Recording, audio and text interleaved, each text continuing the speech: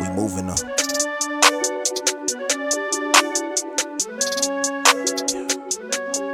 We moving the chains, we changing the game. You know that we moving the chains with Chief. Welcome back to yet another episode, Moving the Chains with Chief.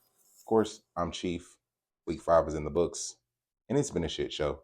Injuries galore, left and right, but fuck it. Let's get into the motherfucking top players. Top player was on my team. Still didn't get the fucking dub. Rico Dowdle, top performing player in both leagues. I know that was the surprise of the entire week.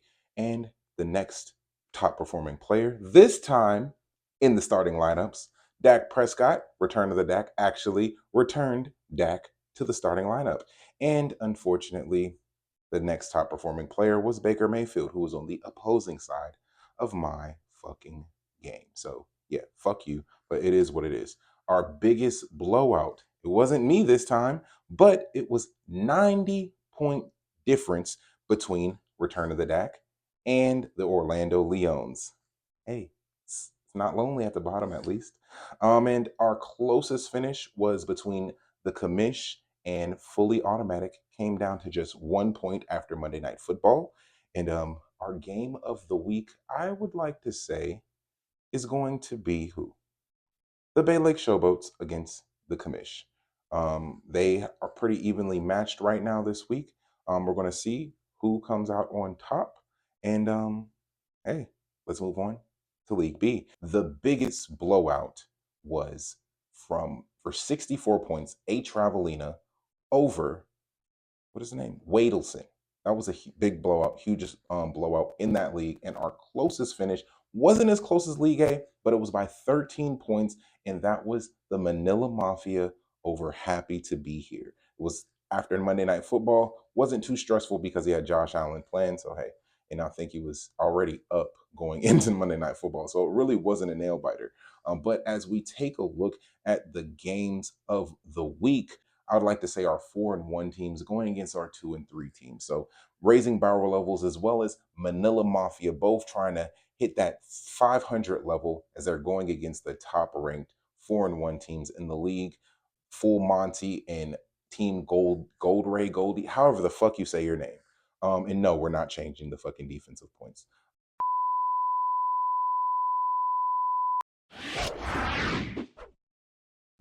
Thanks again, Chief, as always, and we're back week 5 with another edition of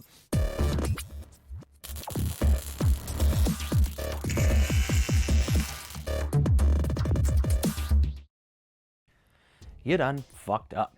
Now, this week we're going to be focusing on narrow victories, hint hint, but first on our list of You Done Fucked Up, it's none other than Chief himself. Yeah, you know what you did wrong, Calvin Ridley. Didn't trust him this week, been trying to ship him off. He's been on the trading block, and lo and behold, karma is back to strike.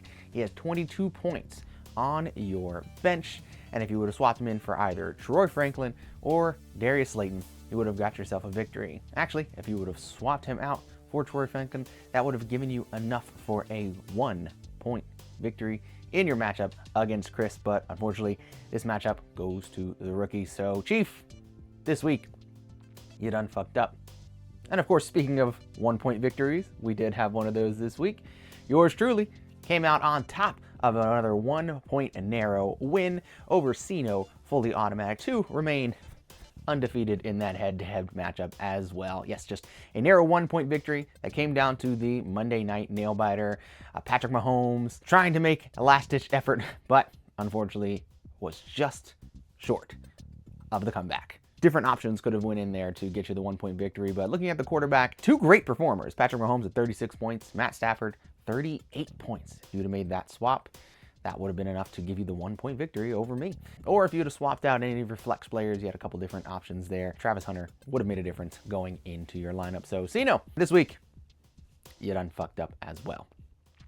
Now, normally we would go and focus on TLB, but looking at the matchups there actually weren't very many narrow victories, and even in those close matchups, you guys did very good starting your lineup, very efficient in this week's play. But can't leave it without a third, and this is going to be the biggest fuck up of the week, and one that hurts most and actually brings a smile to my face. Not a team owner in fantasy, but an actual player in the NFL, Emari DeMarcado. We saw it happen last week with the Colts, with Mitchell, and then we see it again this week with Amari DiMercato of the Arizona Cardinals. Has a massive run, but would have been a 76-yard touchdown, but alas, drops the football at the goal line. Why this continues to happen, I will never fully and truly understand, but there's nothing better than seeing the Cardinals absolutely choke away a game to the Titans, especially after that Thursday night loss of my Rams against the 49ers, and the Seahawks lost too, so that's one way to bounce back. Not only is that a really, really dumb move and worthy of our fuck up of the week, that 76-yard touchdown would have been a 24-point play. And it probably would have kept him in the game for the remainder of the game as well and sealed the deal since the Cardinals had a huge lead over the Titans at that point had they scored. So, Amari DiMercato, you may not be in this league, but you're affecting it. You done fucked up big time this week. So, that's all she wrote. Chief, back to you. And that's pretty much it. So, fuck you. Just stay in your lane, so nothing the same. We steady beat. Moving the chains with Chief. Go for the range, just doing my thing. You know the week. Moving the chains with Chief. We moving the chains with Chief. Talking my shit at the end of the week.